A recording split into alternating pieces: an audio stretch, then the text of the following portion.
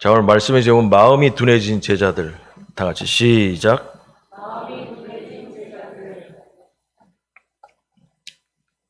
마가복음 6장 45절에서 56절까지 교도하겠습니다.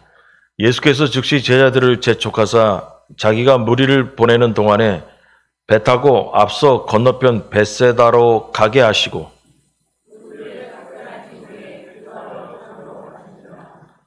저물매 배는 바다 가운데 있고 예수께서는 홀로 무태에 계시다가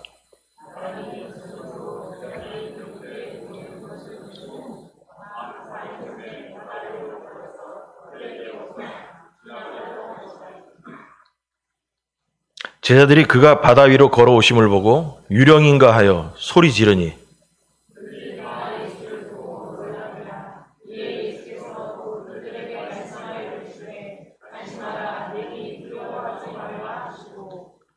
배에 올라 그들에게 가시니 바람이 그치는지라. 제자들이 마음에 심히 놀라니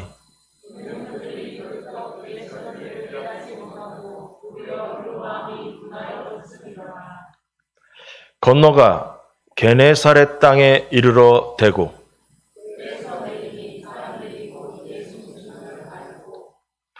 그 온 지방으로 달려 돌아다니며 예수께서 어디 계시다는 말을 듣는 대로 병든 자를 침상째로 메고 나아오니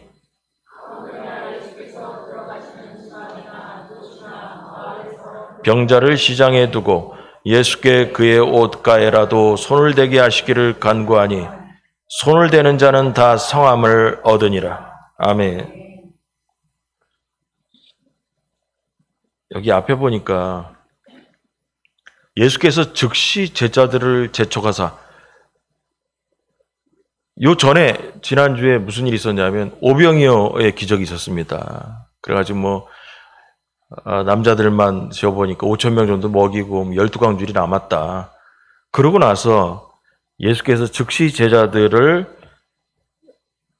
배를 타고 갈릴리 호수를 건너가게 하셨다라는 거예요.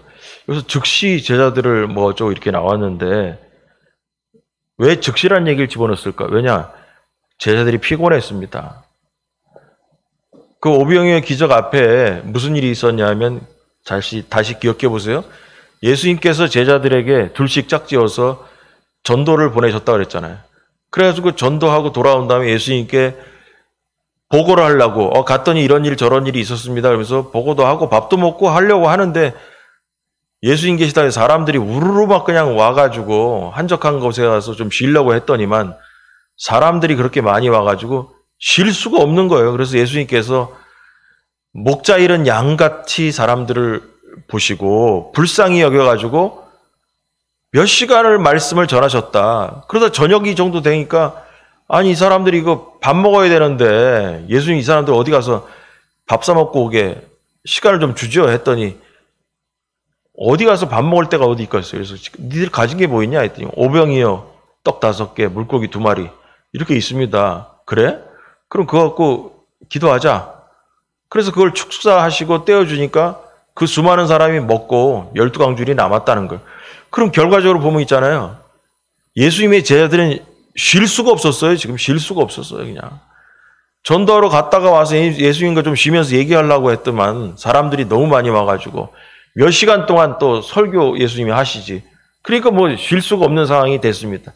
그래서 그 오병이어 기적이 사건이 일으켜진 다음에 예수님께서는 제자들에게 즉시 그래서 제자들을 재촉하사 자기가 무리를 보내는 동안에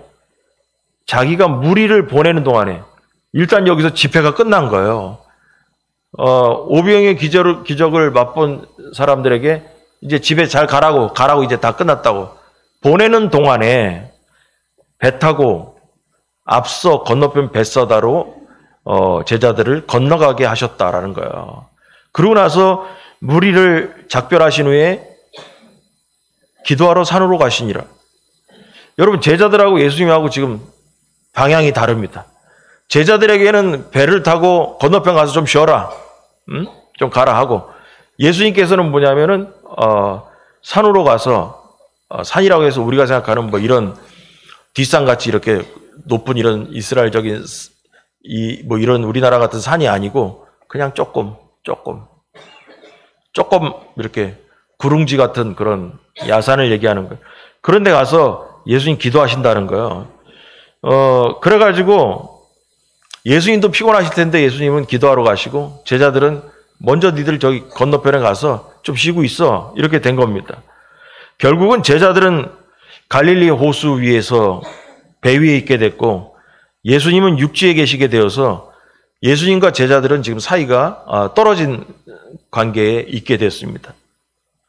예수님과 제자들이 떨어져 있는 이 상황에서 문제가 발생하기 시작했습니다. 오늘 본문의 가장 중요한 구절이 뭐냐면 예수님께서 어쨌거나 제자들을 먼저 보내시고 나서 예수님께서 이제 뒤쫓아 오시는데 무리를 걸어오셨단 말이에요. 근데 여기서 중요한 게 뭐냐면 52절을 한번 읽어보겠습니다. 이는 다 같이 시작.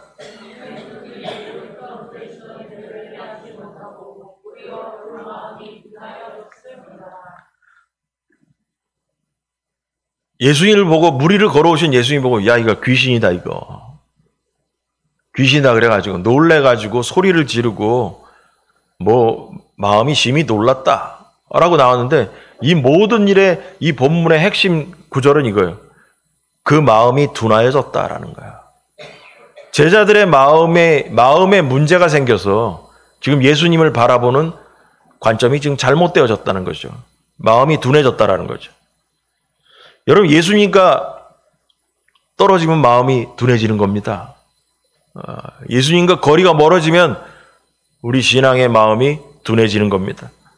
그래서 마음이 둔해져서 결국은 사건이 터진 거예요. 여러분 그래서 우리도 우리의 마음이 둔해질 때 사고가 난다는 것을 알아야 합니다. 오늘은 그 제자들의 마음이 둔해진 사건을 통해서 은혜를 나눌까 합니다. 마음이 둔해진 성도들은 여러분 마음을 깨우시기 바랍니다. 자, 1번. 마음이 둔해진 제자들. 다 같이 시작. 예수님 무리를 걷고 나중에 게네사렛에 가가지고 사람들 병자가 오고 그 부분을 다루고 싶지 않아요. 우리 많이 들었던 얘기고 다 병자 치료한 얘기 귀가 따갑게 들었고 예수님 무리로 걸었던 이야기 들었습니다. 근데 여기서 중요한 게 뭐냐? 마음이 둔해진 것이 가장 중요한 얘기예요. 오병이어의 기적 후에 예수님은 무리들을 본인이 다 그 오병이어의 기적을 먹이고 난 다음에 야 다들 집에 가라고 했습니다. 보내시고 제자들은 벳세다로 건너가기 위해서 배를 탔습니다. 그리고 제자들과 흩어진 이 예수님은 습관대로 기도하셨지만 제자들은 바닷 가운데서 풍랑을 만났습니다. 여러분 여기서 예수님께서 제자들과 잠시 헤어진 이유는 습관적인 기도 때문에 그랬습니다. 여러분 예수님은 사역을 하신 후에 쉬시는 것이 아니라 기도하셨다라는 거예요. 여러분 하나님이 일을 한다면 피곤하잖아요. 좀 쉬었으면 좋겠잖아요.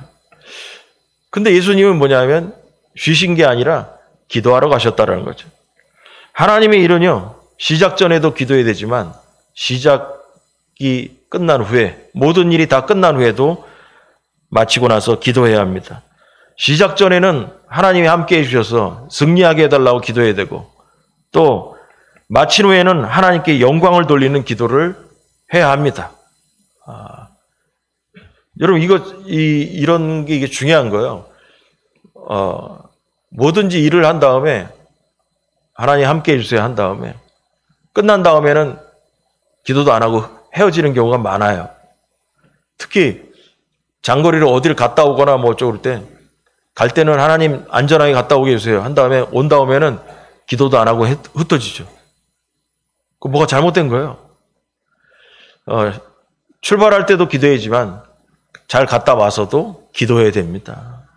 예수님께서요 원리인 거예요. 오병이어의 사건을 말씀을 전하기 전에도 기도하지만 끝나고 나서도 예수님 기도하시러 가셨다는 거예요.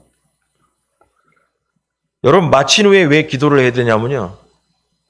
하나님의 사역이 마쳐진 다음에 기도를 안 하면 무슨 일이 생기냐? 내가 잘나서 잘된 줄로 알아요. 내 능력이 특출해서 이번 일도 잘 무사히 끝냈구나라는 생각을 갖게 됩니다. 그래서 모든 일의 시작과 후에도 꼭 기도를 해야 되는 것입니다. 풍랑을 벗어나고자 안간 힘을 쓰는 제자들을 보시고 예수님께서 걸어오셨다라고 했습니다. 바다 위를 걸어오셨습니다. 풍랑이 일어가지고 예수님께서 지금 제자들을 가만히 보니까 앞으로 잘 나가지를 못하는 거예요. 배를 타고. 근데 성경에 보니까 시간이 밤 4경쯤이라고 이렇게 나와 있어요. 4경쯤. 4경쯤은 우리나라의 시간으로 얘기하면 새벽 3시에서 6시 사이. 그렇게 되겠습니다. 그래서 제자들이 바람을 맞아가지고 좀처럼 앞으로 가지 못하고 고생 중에 이 갈릴리 호수의 가운데 있더라는 거예요. 이것을 보시고 예수님께서 무리를 걸어서 오신 거예요. 제자들의 어려움을 해결해 주시려고 또 뭐가 작동하냐? 불쌍히 여겨서 찾아오신 것입니다. 여기서 우리가 보다가 오해할 만한 내용이 있어요. 읽다 보면 오해할 만한 내용이 있습니다. 잘 읽다 보면 뭐냐 하면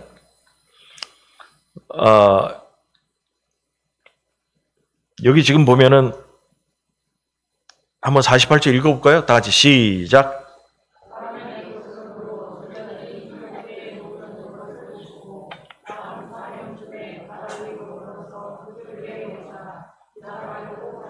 예, 여기서 뭐가 우리가 이상하게 볼 수 있냐면 그들에게 오사 지나가려고 하셨다라는 거예요. 그럼 이 얘기가 무슨 얘기냐면 제자들은 지금 그 갈릴리 호수에 지금 바람 불어가지고 배도 잘 안 나가고 지금 출렁출렁거리고 고생 중에 있는데 예수님이 그냥 그 무리를 걸어서 가시면서 고생 좀 해라 이 녀석들아. 그러고 이렇게 지나갈 것처럼 이렇게 쓰여져 있잖아요. 뭐가 안 맞는 얘기죠. 뭐가 안 맞는 얘기죠. 예수님이 제자들 보러 왔지 제자들 고생하는 거 그래 니들 고생 좀 해라. 나는 먼저 건너갈 테니까. 그러고 가실 예수님이겠냐는 거지. 이게 지금 번역이 잘못된 얘기예요. 그래서 뭐냐면 지금 예수님께서 오신 이유가 뭐예요? 48절 앞에 보니까 바람이 거스름으로 제자들이 힘겹게 노젓는 것을 보시고 오신 거예요.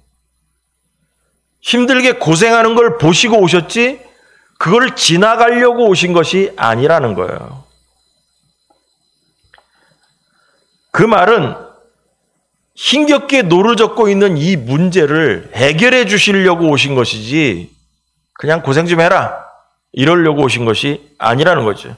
그래서 그냥 예수님께서 지나치려고 하신 것이 아니라는 거예요.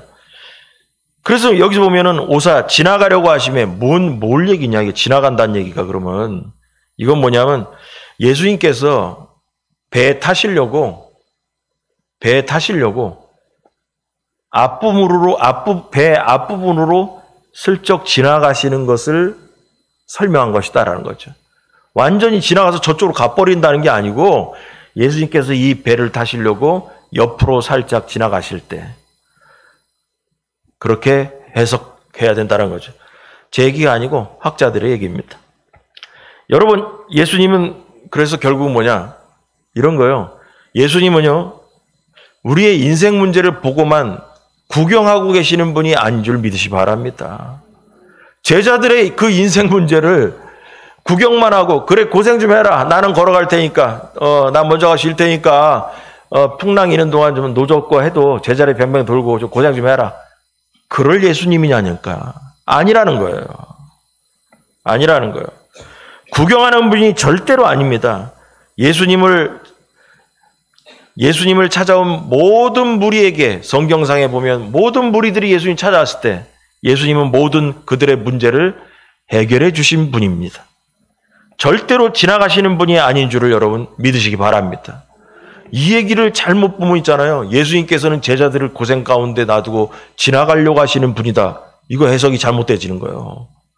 여러분 예수님은 제자들의 그 문제를 해결하러 오신 것이지 지나가려고 오신 것이 아니라는 것을 우리가 알아야 된다는 것입니다. 그러자 풍랑 속에서 제자들은 예수님을 알아보지 못했습니다. 오히려 유령이라고 귀신이라고 소리쳤습니다. 풍랑을 향해 가지고 여러분 그 4장 39절에 보면은 예수님께서 잠잠하라 고요하라고 말씀하신 그 기억이 안 나요. 그런 일이 4장에 있었거든. 예수님께서 그 풍랑을 휘몰아치는 그 갈릴리 호수를 보고 잠잠하라 고요하라 이렇게 명령하셨다 해가지고 정리했던 그 사건이 그 간증이 기억이 안 나요. 또 방금 전에 오병이어를 갖고 5천 명을 먹이고도 남았던 그 기적적인 사건이 기억이 안 나요. 그 능력의 예수님이 기억이 안 나는 거예요. 여러분, 제자들은 예수님께서 물 위로 걸어오신다는 것을 상상도 못했던 것입니다. 풍랑을 잠잠하게 하신 것도 그거 인정할 수 있겠다. 봤으니까 인정했다. 또 오병이어로 5천 명을 먹으신 것을 인정할 수 있다. 그러나 뭐냐? 설마 물 위를 걸을 수는 있을까? 상상 못했다는 거죠. 다른 건 해도 어떻게 사람이 물 위를 걸을 수 있을까? 인정 못했다는 거죠. 여러분, 그래서 이 말씀을 보면서 정리하면서 얘기하면 이런 거예요. 믿음은 있잖아요. 기적을 많이 본다고 해서 믿음이 생기는 게 아니에요. 여러분, 예수님의 제자들이 우리가 보지 못했던 것을, 지금 이 시대에 보지 못했던 것을 우리보다 더 많은 걸 봤잖아요. 그렇죠? 예수님께서 오병이어의 기적을 한 것도 봤어요. 우리는 상상도 못하는, 우리 이 시대 사람들은 보지도 못한 일이에요. 그리고 예수님께서 출렁이는 바다를 보고, 호수를 보고 잠잠하라, 고요하라 하니까 잠잠해졌어요. 또 수많은 사람들을, 병자를 치료하고 죽은 아이도 살리는 역사를 봤어요. 그렇다면 여러분, 지금 이 순간에 믿음이 더 강력하게, 더 크게 나와야 되죠. 그래서 이걸 통해 알 수 있는 건 뭐냐? 믿음은 기적을 본다고 해서 생기는 것이 아니라 예수님이 누구신가를 깨닫는 순간 믿음이 들어가는 겁니다. 예수님이 하나님의 아들이라는 것을 깨달을 때 믿음이 들어가는 거지, 기적을 많이 본다고 해서 믿음이 생기는 것이 아니라는 거예요. 여러분, 이게 바로 신앙의 근본인 거예요. 그래서 이게 복음인 거예요. 기적을 많이 본다고 해서 우리의 믿음이 생기는 게 아니에요. 예수님이 하나님의 아들이고 우리의 구원자라는 것을 믿을 때 우리의 믿음이 생기는 겁니다. 여러분, 이게 복음입니다. 그래서 여러분, 기적을 많이 본다고 해서, 또 어떤 사람들 하나님을 내가 눈앞에 본다면 믿겠다는 등, 본다고 믿음이 들어가는 거 아닙니다. 여러분, 예수님 시대 때 수많은 사람이 예수님 봤잖아요. 수많은 무리가 와서 예수님에게 병자로서 치료함을 받았잖아요. 오병이의 기적을 통해서 장정만 5천 명이 먹고도 남았잖아요. 근데 제가 여러분에게 맨날 하는 얘기가 뭐예요? 예수님 십자가 달릴 때 그 많은 사람 어디 갔냐는 거예요. 그 많은 사람이 어디 갔냐고, 기적을 경험한 그 사람들이. 그리고 예수님의 제자들도 도망가를 갔다니까. 그럼 거기서 뭘 할 수 있어요? 기적만이 본다고 해서 믿음이 들어가는 게 아니다. 예수님이 누구신가에 대한 확실한 믿음이 있을 때 변치 않는 믿음이 우리에게 생긴다라는 거예요.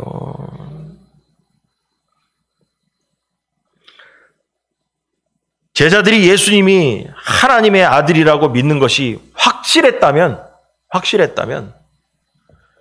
무리를 걷는 것이 놀랄 일이 아니죠. 유령이라고 말할 사건이 아닙니다. 여러분, 이 본문을 보면서 상상을 해봤어요. 예수님께서 제자들에게 먼저 저녁 때 집회 끝난 다음에 오병이어 기적 사건이, 야, 니들 먼저 저기 건너편에 가서 뱃사다고 뭐죠? 그거 중요하지 않아. 어디로 갔든지. 야, 저 건너편 가가지고 좀 쉬고 좀 있어. 얼마나 피곤하냐. 먼저 가서 좀 쉬고 있어라. 그 예수님은 어떻게 하시려고요? 아니, 나는 좀 기도 좀 하고 갈게. 아니, 그러면 우리가 갔다가 몇 사람이 배를 끌고 다시 와서 예수님을 모시고 다시 갈까요? 아니야. 내가 알아서 할 테니까 니들은 내 걱정하지 말고 가서 쉬어. 이렇게 된 거죠, 지금. 예수님의 제자들이 예수님께 안 물어봤을 리가 없을 거 아니에요. 그럼 예수님은 어떻게 오시려고 저 건너편까지. 내가 알아서 할 테니까 걱정하지 말고 니들 먼저 가라. 이렇게 된 거죠. 그러자 예수님이 걱정하지 말라고 해서 가셨지만은 여러분 그래도 제자들은 이해가 안 갔을 거예요. 아니 도대체 어떻게 건너오시려고 배도 없는데 야밤에 어떻게 밤에 오시려고 지금 저런 얘기 하시지? 이해가 안 가네. 이해가 안 가네. 그러고 배 타고 가고 있는 중인 거예요, 지금. 제자들은 배를 타고 가면서도 예수님께서 어떻게 건너오시려고 그러시나 그에 대한 얘기를 나누면서 궁금하다 하면서 이리저리 생각해도 물 위를 걸어오신다는 상상은 못했을 것입니다. 물 위를 건너오신다는 상상 안 됐을 거예요. 여러분 근데 이것을 성경은 뭐라 하냐면 제자들의 마음이 둔해져서 그렇다라고 한 거예요. 이 모든 문제가 뭐냐면 제자들의 마음이 둔해졌기 때문에 이 사건을 이해하지 못했다라는 거예요. 그러면 제자들의 마음이 둔해졌다는 얘기는 뭐냐? 여러분 이게 중요한 거예요. 영적인 민감성이 떨어졌다는 거예요. 민감성이 떨어졌다는 거예요. 그들을 도와주시고 그들과 함께 하시기 위해서 물 위를 걸어오셨던 예수님 때문에 그들은 오히려 놀라고 소리 지르고 말았습니다. 왜냐하면 상상하지 못했던 방법으로 예수님께서 건너오셨기 때문입니다. 여러분 구세주이신 예수님을 나의 생각만으로 내 머릿속에 있는 그림만으로 예수님을 그리지 마시기 바랍니다. 하나님은 나의 생각을 넘어서 역사하시는 분인 줄 믿으시기 바랍니다. 그런데 솔직히 우리의 모습이 제자들과 똑같습니다. 다를 건 없습니다. 우리도 이미 하나님께 그동안 살아오면서 전적인 기적도 맛봤고 자주 얘기던 얘기가 있어요. 뭐냐. 누구나 다 물어보면 있잖아요. 죽을 뻔했던 일이 한두 번 다 있다니까. 여러분 죽을 뻔했던 일이 없던 사람들이 거의 없어요. 살아오면서 물어보면 그때 죽을 뻔했다는 얘기 있었다는 얘기 다 있습니다. 교통사고를 통해 있었든지 무슨 일을 해서 있었든지 병 중에 있었든지 죽을 뻔했었던 얘기 다 있다니까요. 그런데 그 와중에 기적적인 사건으로 우리가 살아왔고 또 기적적인 사건으로 어려움 속에서 우리가 전화위복이 돼서 견뎌내서 살아왔던 그러한 이야기들이 누구에게나 다 있습니다. 근데 그러한 일들을 다 경험했어도 우리는 뭐냐면 그 경험하신 하나님을 잊어버린다는 거예요. 제자들도 풍랑을 잠잠케 하신 예수님, 죽은 자를 살리신 예수님, 오병이어의 기적을 일으키신 예수님, 5,000명을 먹이고도 남게 하신 예수님 보면 뭐해? 기억이 안 나는데. 우리도 살아오면서 제자들만큼의 이런저런 일들을 다 경험하고 하나님의 도우심 속에 살아왔지만 보면 뭐해? 기억이 안 나는데. 그게 바로 뭐냐? 마음이 둔해졌기 때문에 그런 겁니다. 영적인 민감성이 떨어진 거예요.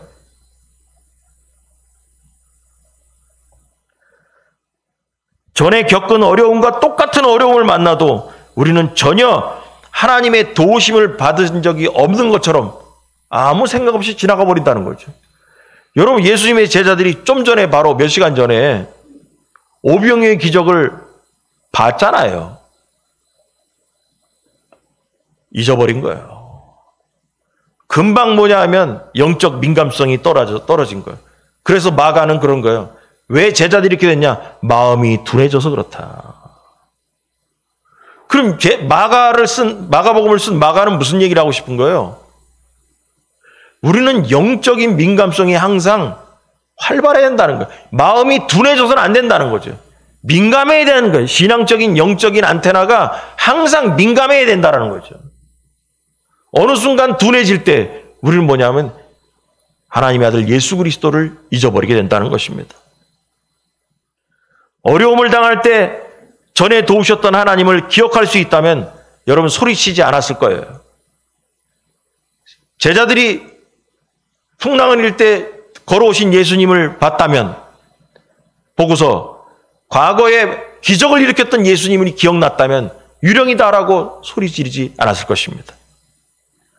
잠잠히 하나님을 기다릴 수 있어야 되는 것입니다. 여러분, 그러므로 뭐냐면 항상 우리는 뭐냐면 묵상하면서 신앙의 추억을 되살리시기 바랍니다. 제자들은 그 추억들을 잊어버린 거예요. 몇 시간 전에 것도 잊어버렸어요. 영적인 민감성이 떨어져 버렸어요. 우리가 이걸 적용할 때 우리는 묵상하면서 하나님께서 우리에게 주셨던 그 신앙의 추억을 잊어버리면 안 되고 계속 기억해야 된다는 것입니다. 그리고 담대히 하나님께서 어떻게 이 문제를, 우리 문제를 해결해 주시는가에 대해서 잠잠히 기다릴 수 있는 여러분이 되길 바랍니다. 제자들이 배 타고 가면서 그 어려운 문제를 만났습니다. 풍랑이 있는 그 문제를 만났습니다. 제자들은 기다려야 합니다. 믿음으로 기다려야 됩니다. 하나님께서 이 문제를 어떻게 해결해 주실 것인가? 우리의 선생님 되신 예수 그리스도께서 어떻게 이 문제를 해결해 주실까? 믿음으로 기다렸어야 한다는 것입니다. 여러분, 제자들은 예수님의 메시아이심을 기억하지 못했습니다. 그래서 마음이 둔해진 것입니다. 예수님께서 바다를 잔잔하게 하시고 귀신을 쫓으시고 오병이의 기적을 일으킨 사건들을 다 잊어버렸어요. 이 얘기를 할 때 여러분에게 주어진 지금까지 살아온 과정 중에 있었던 간증들을 생각해 보시기 바랍니다. 그 간증들을 잊지 마시기 바랍니다. 그 일들은 하나님의 아들이신 예수님만이 하실 수 있는 일이었던 것입니다. 그 하나님의 아들을 잊으면 우리의 신앙도 오늘 본문처럼 제자들처럼 마음이 둔해지게 되는 것입니다. 여러분, 마음이 둔해진 여러분 깨어나기를 주안절히 축원합니다. 자, 두 번째가 끝입니다. 우리의 마음이 둔해지지 않으려면, 다 같이 시작. 다시 한번 시작. 자, 그럼 우리의 마음이 둔해지지 않으려면 어떻게 해야 되냐? 그러면 예수님의 제자들이 둔해졌다는데, 그럼 우리가 마음이 둔해지지 않아야 살 거 아니냐? 그렇죠. 여러분, 마음이 둔해짐이 있잖아요. 주님의 손길을 느끼기가 어렵습니다. 이게 무슨 말이냐 하면, 우리의 마음이 둔해지면, 영적인 민감성이 떨어지면 예수님께서 내 인생에 개입해서 도움을 주고 나와 함께 하시고 이러한 모든 일들이 느껴지지가 않아요. 그냥 신앙생활 하는 게 나 혼자 왔다 갔다 하는 것 같아요. 재미 하나도 없습니다. 마음이 둔해지지 않아야 오늘도 주님이 나와 함께 하셨구나라는 것을 느끼게 됩니다. 요 맛이 떨어질 때 그 사람 둔해진 겁니다. 예수님이 오늘도 나와 함께 하셨고 오늘 어떤 일이 있었는데 이거 예수님께서 나에게 신호를 보내신 것이다. 오늘 이상하게 찬송가가 계속 입에서 중얼거리면서 나오고 있다. 예수님 생각이 좀 많이 나고 어쩌고 이렇다. 여러분, 이게 바로 마음이 둔해지지 않은 사람에게 일어나는 현상이에요. 마음이 둔해지면 맹탕이에요, 맹탕. 여러분, 교회 오는 것도 의무적으로 왔다가 가는 거고요. 아무 생각 없이 살다가 하루 자고 그 다음날 또 일하고 아무 생각 없이. 여러분, 그 마음이 둔해진 사람입니다.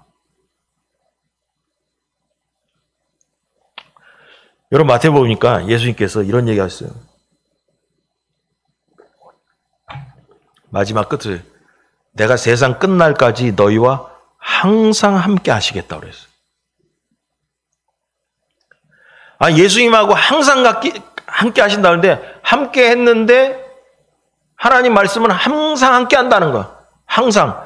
근데 하루 지나도 함께 한 것 같지가 않아. 아무 생각이 없네. 여러분, 항상 함께하는 같이 걸어 다니는 데 있잖아요. 같이 걸어 다니고 무슨 일 다 했는데 한마디도 해본 적이 없어. 아, 이쪽에서도 나한테 얘기 안 한 것 같고 나도 이 사람하고 얘기한 것도 같지도 않아. 그럼 그게 뭡니까 그거? 그거 이상한 거지 그거. 여러분 그런 상태로 가면 신앙 병든 겁니다. 여러분 그게 바로 영적인 민감성이 떨어지고 제자들처럼 마음이 둔해진 것과 같습니다. 제자들이 예수님을 쉽게 알아차리지 못하고 유령이라고 소리 지르면서 호들갑을 이유는 그들의 마음이 둔해졌기 때문이다. 여러분 유령도 유령 나름이지 귀신이라 해도 여러분 사람마다 있잖아요. 이런 게 있어요. 저 멀리서 와도 걷는 걸 보거나 하는 행동을 보면 누구다라는 걸 압니다. 그죠? 알잖아. 저희 아버지께서 옛날에 집에 들어오실 때는 꼭 들어올 때 저 앞에서부터 이러고 들어오셔요. 그럼 어쩌란 얘기야. 어쩌란 얘기야. 그게 신호입니다. 신호. 그러면 자다가도 벌떡 다 일어나야 됩니다. 아, 오셨습니까? 할 얘기도 없어요. 나 온다는 얘기예요. 나 집에 들어가니까 다 깨라는 거, 다 일어나. 이러고요. 이게 기본적인 게 있거든요. 예수님도 있잖아요. 바다 위를 건너든 말든 간에 보면은 걷는 모습이 있고 폼이 있고 옷차림새가 있고 등등등이 있을 거 아니에요. 야, 저거 예수님 아니냐 저거? 야, 어디 걷는 게 보니까 예수님 같은데, 야, 옷차림 보니까 아까 저녁 때 입었던 그 옷인데, 야, 저거 예수님 아니야 저거? 여러분 이 생각이 안 들었습니까? 근데 보자마자 무리를 걷는 것 자체가 불가능한 거야. 야, 저 귀신이다 저거. 소리를 지르고 난리가 났다는 얘기죠. 그 이유는 다 마음이 둔해졌기 때문이다라는 것입니다. 그런데 마음이 둔해지는 증상은 그 시대만 있냐? 오히려 이 시대를 살아가는 우리에게도 더 자주 나타날 수 있는 증상이다라는 겁니다. 제자들만 바보들이냐? 아니에요. 우리 이 시대에도 제자들과 같은 마음이 둔해진 사람들이 허다하다라는 것입니다. 왜냐하면 우리가 살아가는 시대에는 우리의 마음이 빼앗길 수 있는 것이 너무나 많기 때문에 그래요. 많기 때문에 그렇다는 거예요. 화려하고도 변화무쌍한 세상은 항상 성도들의 마음을 혼잡하게 하고 둔하게도 합니다. 여러분 이 본문을 보면은 제자들이 왜 정신 나갔냐? 그냥 쉽게 해서 정신이 왜 나갔냐?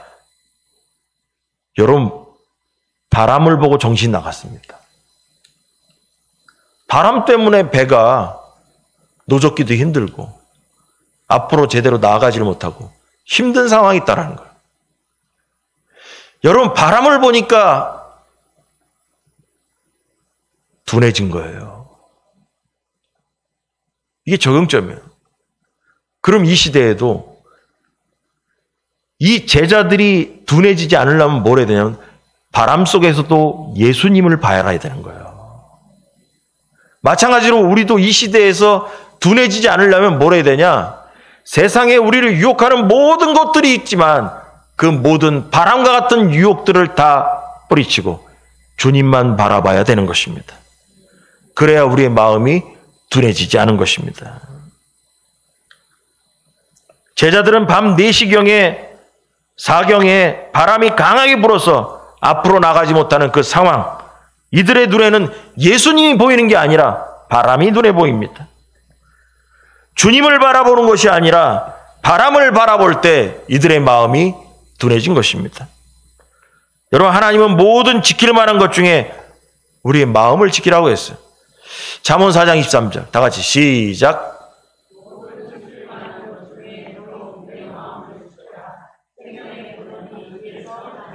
아멘. 여러분 마음을 지켜야 생명이 나온다는 거예요. 생명이. 마음을 온전히 지키기가 쉽지 않은 이 시대를 우리가 살고 있습니다. 매일 아침 새로운 사건 사고가 우리의 마음을 붙잡고, 저도 그런 생각을 가져요. 우리나라 같이 조그만 나라에서 뉴스가 왜 이렇게 많은지 몰라. 참 희한해요. 우리나라 같이 조그만 나라에서 뉴스가 왜 이렇게 많은지 몰라.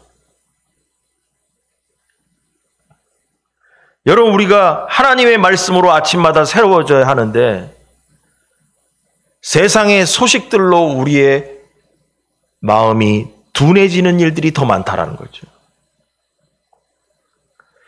하나님의 말씀으로 우리가 영적으로 매일같이 민감해져야 되는데 세상의 소식들로 인하여 우리의 마음이 둔해지고 있다라는 거예요. 아침마다 우리의 눈에는 세상의 바람들만 보입니다. 주님이 보이는 게 아니라 내 인생의 바람만 보입니다. 그리고 앞으로 나아가지 못하는 내 인생만 눈에 보일 뿐입니다. 게다가 이런저런 정보들을 모르면 남들에게 뒤처지는 것 같아가지고 이것도 공부도 해봐야 되고 이것도 좀 아는 척도 해봐야 되고 세상의 정보에 대해서 이런저런 집착하게 됩니다. 그만큼 하나님 말씀에 대한 집착도 하냐? 그건 안 하면서. 그래서 뉴스는 꼬박꼬박 봅니다. 모든 사람들이. 그것도 다 세상의 뭐냐? 바람입니다. 바람.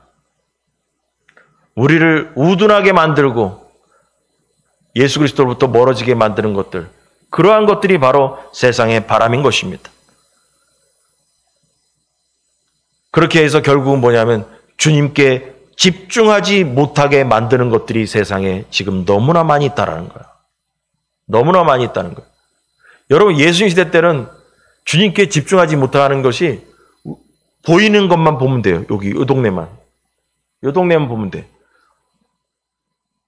근데 있잖아요. 지금은 내가 눈을 갖고 이 동네만 안 봐도 방송을 통해서 들어오는 게 안 본 것도 나와. 안 본 것도. 더 많아졌어요. 둔하게 만드는 거.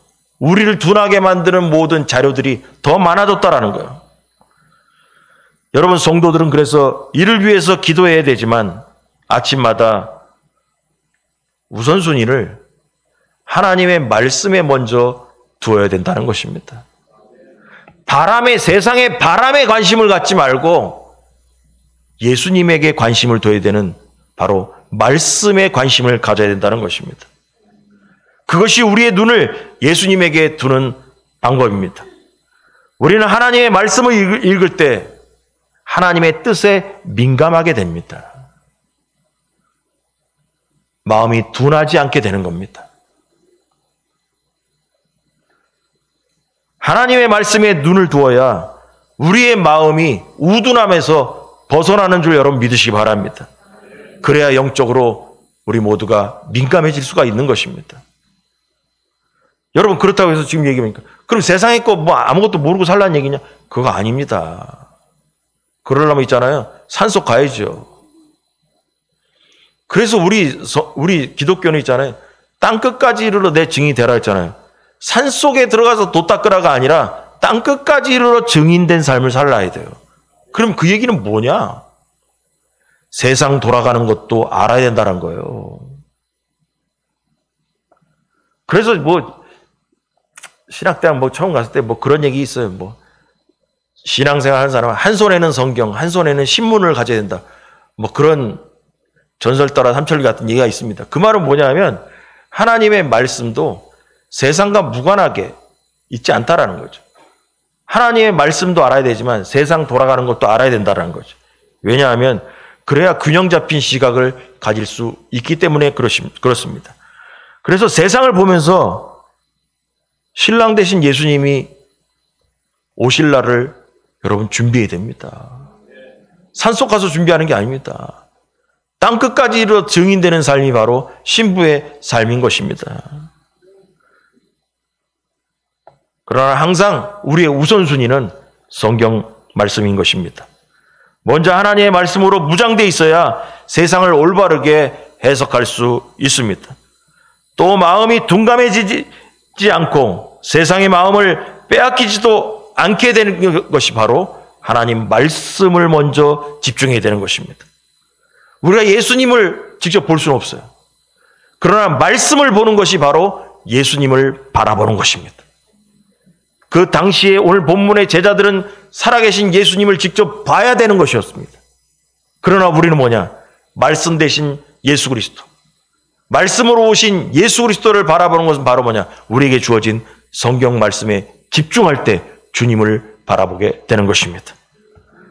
그러므로 여러분, 이 세상 복잡한 환경 속에서 단순하게 믿음으로 바라보려면 말씀을 항상 가까이 하기 바랍니다. 말씀에 집중하시기 바랍니다.